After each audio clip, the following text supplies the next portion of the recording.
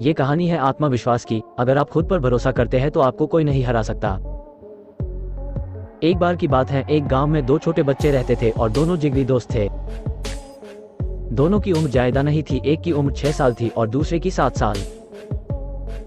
दोनों साथ खेलते, साथ पढ़ते, साथ में ही सारी चीजें करते।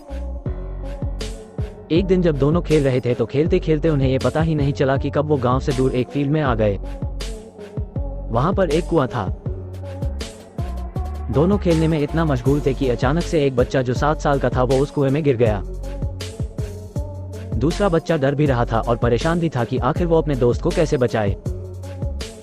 वहां पर कोई था भी नहीं और गांव से काफी दूर आ जाने की वजह से उनकी आवाज किसी के पास जा भी नहीं पा रही थी। और वो दूसरा 6 साल का बच्चा अपने दोस्त को छोड़कर जा भी नहीं सकता था।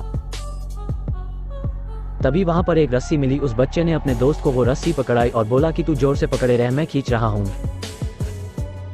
वो 6 साल का बच्चा 7 साल के बच्चे को खींच नहीं पा रहा था, लेकिन वो कोशिश कर रहा था कि कैसे भी उसका दोस्त ऊपर आ जाए। काफी देर लगा पर वो बच्चा अपने दोस्त को कुएं से निकलने में सफल हो गया और वो दोनों गांव आ गए। गांव आने के बाद जब ये बात गांव वालों को पता चली तो किसी ने भरोसा नहीं किया सिवाय एक बाबा के जो बड़े ज्ञानी और होनहार थे।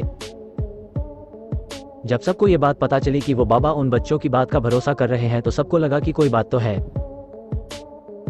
क्योंकि वो कभी झूठ नहीं बोलते और अगर वो मान ही रहे हैं तो कुछ बात होगी जरूर। और इसीलिए सभी लोग इस बाबा से पूछने पहुंचे कि आप क्यों भरोसा कर रहे हैं। बाबा की बात सुनने के लिए सारे लोग बेताब थे। वो बाबा ने जो कहा वो सुनकर आप भी मोटिवेट हो जाएंगे। वो बाबा ने कहा कि ये बच्चे इसीलिए ऐसा कर पाए क्योंकि वहां पर इनसे ये कोई कहने वाला नहीं था कि ये काम तुम नहीं कर सकते, और इसीलिए इन्होंने इस काम को आसानी से कर लिया।